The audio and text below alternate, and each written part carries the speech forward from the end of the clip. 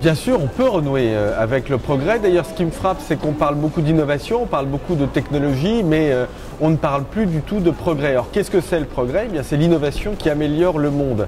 Et vous, dans le domaine de l'agriculture, vous savez que l'innovation, elle peut améliorer le monde. Alors d'ailleurs, il n'y a pas que dans le domaine de l'agriculture, dans le domaine de la santé, dans le domaine des transports, dans le domaine de l'énergie. On voit que les innovations, aujourd'hui, peuvent apporter quelque chose de positif. Et ce sens un peu positif, ce qui me frappe, c'est qu'on l'a perdu. Les opinions publiques voient l'innovation presque comme quelque chose de négatif qui va dégrader la situation économique, moins d'emplois, la situation sociale, plus d'inégalités, la situation environnementale. Et ce que je veux montrer, c'est l'inverse. C'est que l'innovation, elle peut avoir un sens positif. Le progrès et l'innovation sont deux choses qui ne sont pas incompatibles, qui sont complémentaires. Je dirais que le progrès, c'est s'améliorer demain, avec des techniques connues aujourd'hui en se servant d'outils créés hier. L'innovation, pour moi, c'est changer de braquet, après-demain, en se servant de techniques que l'on créera demain et en se servant d'outils que l'on imagine aujourd'hui, mais qui seront certainement différents demain quand nous les utiliserons.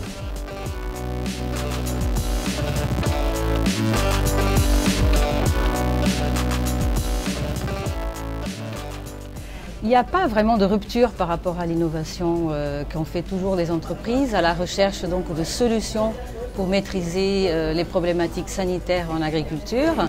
Peut-être ce qui se passe aujourd'hui, c'est que nous avons la chance de pouvoir faire appel à énormément de techniques nouvelles. On peut faire appel à des techniques en microbiologie, en biotechnologie, en robotique, en observation, en modélisation. Et donc c'est à la croisée des chemins de toutes ces techniques que se positionne aujourd'hui la protection des plantes. Les agriculteurs ont des attentes très multiples. Nous avons aujourd'hui des agriculteurs qui sont positionnés sur des marchés de niche, sur des marchés à l'international, sur l'agriculture biologique. Et donc nous devons de suivre ces évolutions, être à l'écoute des demandes des agriculteurs et donc innover en permanence. C'est dans notre ADN. On est vraiment attentif à ce que nos organisations professionnelles, c'est vrai qu'aujourd'hui on est très bien organisé, les coopératives, des chambres d'agriculture, des syndicats, soient vraiment attentifs à ce qu'on puisse profiter de toutes ces innovations. Parce que ces innovations, ces progrès vont nous permettre d'être plus compétitifs sur nos activités, vont nous permettre d'organiser et de gérer différemment nos entreprises. Et sur un monde économique global, la mondialisation, il ne faut absolument pas qu'on perde du temps. Et qu'on soit, si pas les premiers, mais au moins dans le premier wagon sur l'utilisation de ces nouvelles technologies. Oui, les agriculteurs sont à la base de l'innovation parce que c'est sur leurs remarques que les instituts de recherche font des efforts, font de la recherche appliquée. En betterave, particulièrement, l'agriculteur nous apporte des renseignements, mais il est difficile à son niveau de parler génétique. Il est difficile à son niveau d'innover sur les produits phytosanitaires. La betterave est quelque chose, une culture pointue, pas compliquée mais pointue. Donc il demande un accompagnement généraliste sur l'ensemble de l'itinéraire technique culturel. Je pense que l'Institut technique de la betterave leur apporte les éléments pour qu'eux puissent prendre leurs décisions. Et en tant qu'agriculteurs, pas seulement betteraviers, nous aurons atteint le nirvana lorsque nous aurons un outil d'aide à la décision généraliste, global, qui permettra dans chacune de mes parcelles, de nos parcelles, de trouver le bon itinéraire technique culturel appliqué à cette parcelle-ci.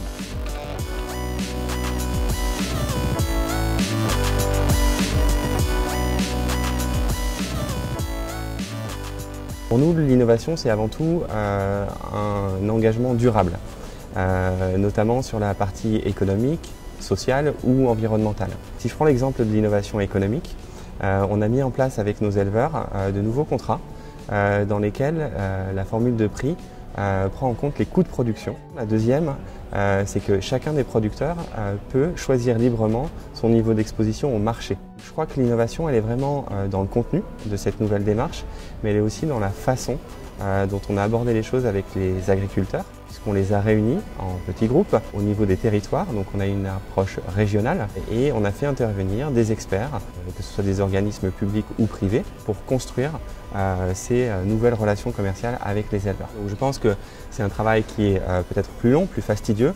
Néanmoins, pour nous, c'est une démarche qui est beaucoup plus durable, puisqu'elle engage en fait l'ensemble des acteurs de l'écosystème. Alors l'innovation en fait vient de nouveaux secteurs qui apportent des nouveaux produits tels que par exemple les algues ou encore des extraits de plantes ou encore des acides aminés. Et là, on a une approche qualitative, je dirais, par rapport à la nutrition des plantes. La nutrition quantitative, on la connaît par rapport à des analyses de terre. Enfin, c'est quelque chose qui a perduré auparavant. Aujourd'hui, on a une autre approche qui est beaucoup plus fine, je dirais, par rapport aux besoins de la plante. Alors, depuis plusieurs années déjà, nous travaillons sur la démédication, puisque c'est dans l'air du temps. Donc on utilise des huiles essentielles, des extraits végétaux pour réduire les antibiotiques, notamment sur la phase du post-sevrage, qui est la plus fragile chez l'animal. Nous avons réussi à réduire d'à peu près 60% l'utilisation d'antibiotiques dans les élevages jusqu'à maintenant. Depuis 2008, à Terrena, nous travaillons là-dessus puisque nous sommes lancés dans l'AEI, l'agriculture écologiquement intensive. Les producteurs sont très demandeurs parce que nous sommes force de progrès et c'est plutôt intéressant pour les adhérents de travailler dans ce sens-là. Mais en tout état de cause, il faut mettre en place des choses qui soient économiquement viables pour les adhérents. Ce n'est pas juste pour faire plaisir à la société. Il faut qu'économiquement, les nouvelles technologies que l'on met en place, il faut qu'elles soient rentables pour l'éleveur en priorité.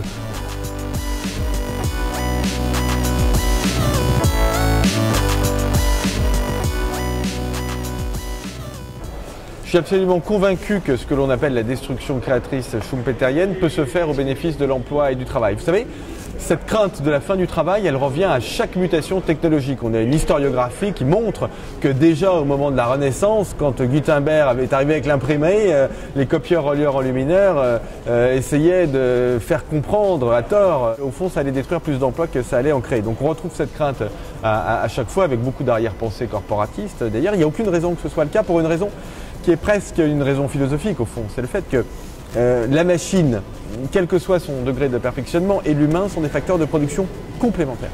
Et donc, la technologie ne se substitue pas en totalité à l'homme. On a besoin de beaucoup de machines, mais on aura aussi besoin d'humains.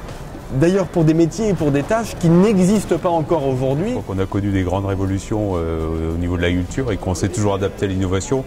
Et que nous sommes des chefs d'entreprise qui sont plutôt friands de l'innovation, de la recherche, du développement sur nos exploitations. Donc nous ne sommes pas inquiets. Certes, le numérique aujourd'hui bouscule un peu les lignes et ça va très très vite. Mais je crois que l'innovation, elle doit être en lien très fort avec notre territoire pour continuer à créer de la valeur ajoutée et pour que la valeur ajoutée, elle puisse faire vivre les agriculteurs, mais aussi nos territoires ruraux. Je crois que l'innovation, on ne doit pas en avoir peur plus que ça. Elle modifie peut-être un peu notre métier, mais elle ne sera pas destructrice d'emplois et les emplois vont s'adapter. Aujourd'hui, au colloque, on avait parlé innovation, progrès. Moi, je suis très très sensibilisé à ces sujets-là. J'ai vraiment de gros espoirs, je suis plein d'enthousiasme. Je considère qu'il y a une première révolution qui était le machinisme, la mécanisation, la motorisation, passage des chevaux au tracteur. Et j'ai l'impression d'être en train de vivre en fait la deuxième révolution. Je suis en plein dedans.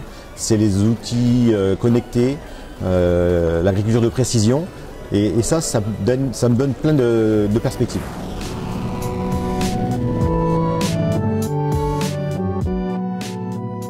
Le secteur agricole est extrêmement moderne et progressiste du point de vue technologique et économique, mais il est très conservateur du point de vue politique et aussi finalement du point de vue de l'image qu'il renvoie à l'opinion publique. Moi, je suis très frappé de voir qu'il y a une assimilation, notamment, entre l'agriculture et la nature. Or, la nature n'est pas l'agriculture, Darwin montre ça très bien, l'agriculture c'est en quelque sorte justement un combat contre la nature. Ça ne veut pas dire qu'on ne respecte pas la nature, pas du tout, mais ça veut dire qu'on l'utilise pour faire quelque chose, pour produire de l'alimentation.